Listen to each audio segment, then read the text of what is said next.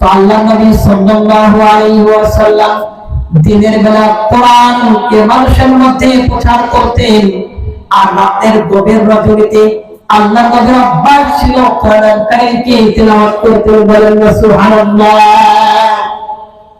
আল্লাহ নবী বিশ্ব নবী রাহমাতাল লিল আলামিন গভীর রজনীতে যখন মধুর সুরে কোরআন কারীম তেলাওয়াত করতেন, তখন মক্কার কাফেররা, বেঈমানেরা, আবু জাহেল সহ আবু সুফিয়ান, তারা নবীজির কোরআন তেলাওয়াত শ্রবণের জন্য বিভিন্ন জায়গায়, নির্জন জায়গায় দাঁড়িয়ে দাঁড়িয়ে নবীজি সাল্লাল্লাহু আলাইহি ওয়াসাল্লামের মায়া মমতা দিল দরদি কণ্ঠে, স্মৃতি মধুর কণ্ঠের তেলাওয়াত শ্রবণ করার জন্য তারা বিভিন্ন জায়গায় পালিয়ে পালিয়ে কোরআন কারীমকে শ্রবণ করতে। বলেন না সুবহানাল্লাহ।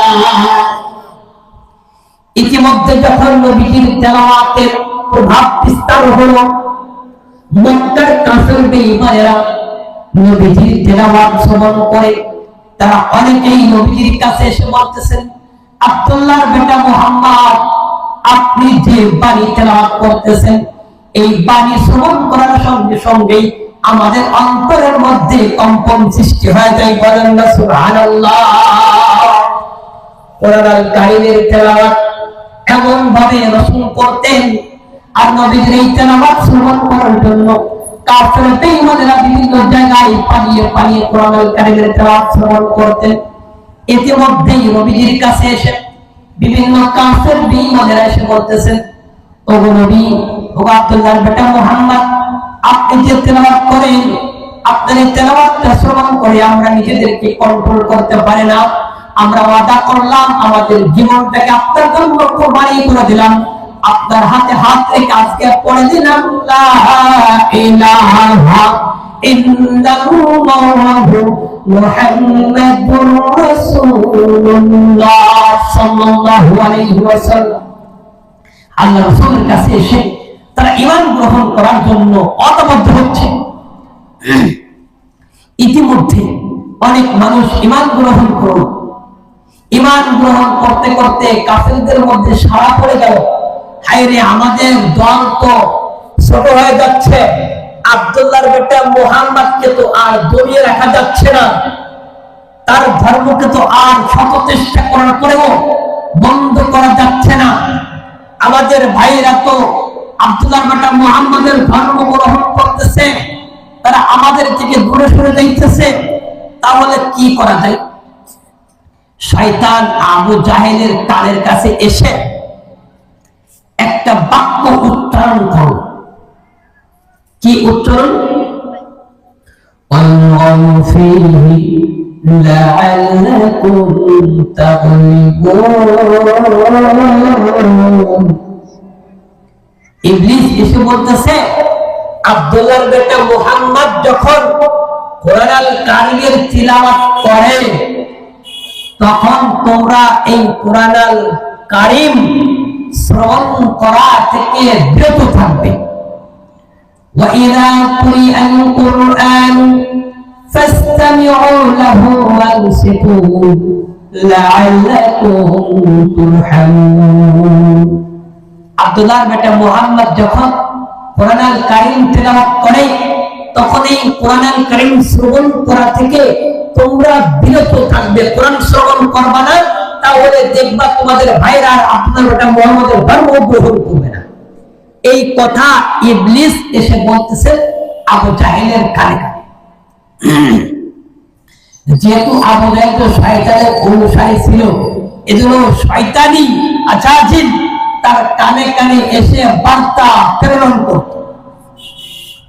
তো আবু জাহেল তখন তার সৈন্যদের সামনে এসে বলতেছে যে তোমরা তোমাদের ভাইদেরকে আব্দুল্লাহর বেটা মুহাম্মদের এই কোরআনের তেলাওয়াত থেকে বিরত রাখবে।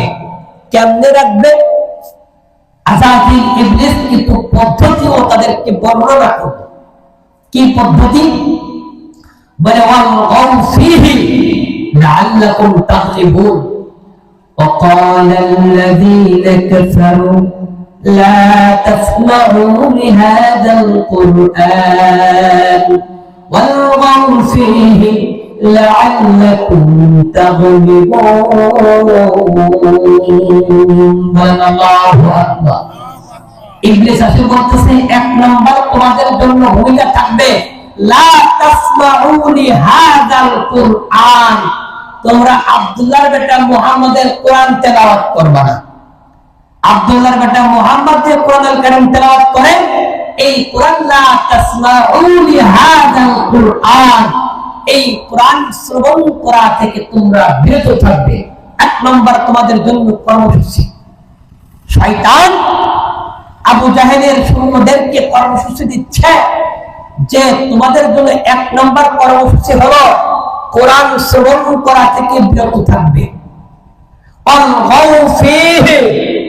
আর দ্বিতীয় নাম্বার কর্মসূচি হলো কোরআনুল কারীম যখন তিলাওয়াত করা হয় তখন হট্টগোল সৃষ্টি করবে। বলেন না নাউজুবিল্লাহ।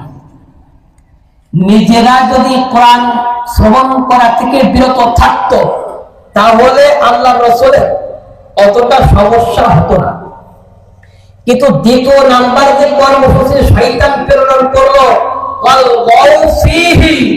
কোরআনুল কারীম যখন আব্দুল্লাহর বেটা মুহাম্মদ তেলাওয়াত করবে তখন তোমরা হট্টগোল সৃষ্টি করবে।